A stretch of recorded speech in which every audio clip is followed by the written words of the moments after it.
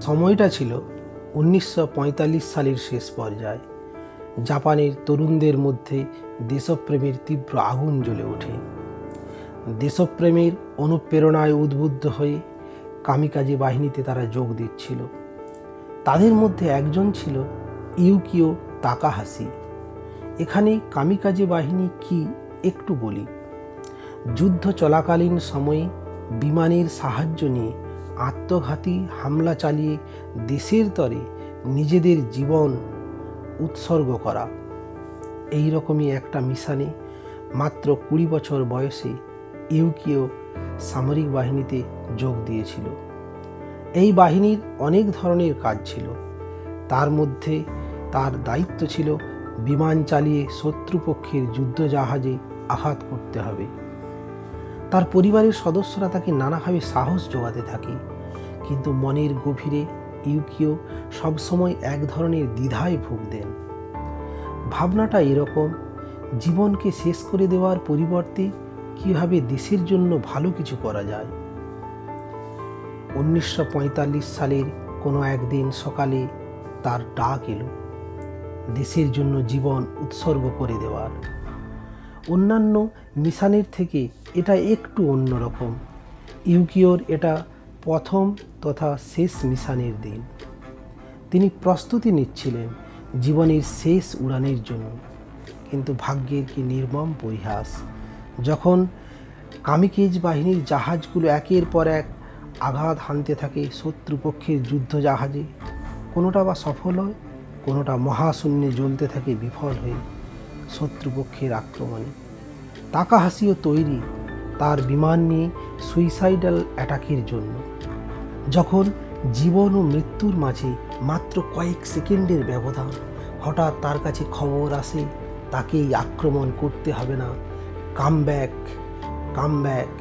সাথে সাথেই তার উড়ান ইউটার্ন করে ফিরে আসে। জাপানের সাথে শত্রুপক্ষের একটা চুক্তি সাধিত হয়। যুদ্ধ শেষ হওয়ার পর জাপান আত্মসমর্পণ করে। ইউকিওর মনে একাধারে দুঃখ ও তৃপ্তি কাজ করে। তিনি জানতেন তার সঙ্গীরা দেশের জন্য প্রাণ দিয়েছেন, কিন্তু তাদের আত্মত্যাগ যুদ্ধের সার্বিক ফলাফল ঘটাতে পারেনি।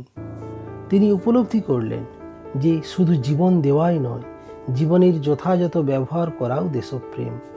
যুদ্ধ পরবর্তী জাপান ছিল ধ্বংসস্তূপে পরিণত।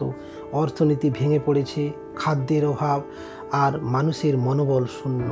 ইউকিও বুঝতে পারলেন শুধু বেঁচে থাকাই যথেষ্ট নয়, দেশের জন্য কিছু করা দরকার। প্রথম দিকে ইউকিও কাজ খুঁজতে চেষ্টা করলেন, কিন্তু কাজ পাওয়া ছিল কঠিন। শেষমেশ তিনি একটি ছোট্ট গ্রামে গিয়ে কৃষিকাজে মন দিলেন। এই গ্রামে যুদ্ধের প্রভাব ব্যাপক ছিল। খাদ্য উৎপাদন কমে গিয়েছিল, কৃষকদের হাতে পর্যাপ্ত সরঞ্জাম ছিল না। ইউকিও দেখলেন কৃষিকাজে উন্নতি করার মাধ্যমেই তিনি নিজের জীবনের অর্থ খুঁজে পেতে পারেন। ইউকিও যুদ্ধ চলাকালীন অভিজ্ঞতা তাকে প্রযুক্তির গুরুত্ব বোঝায়।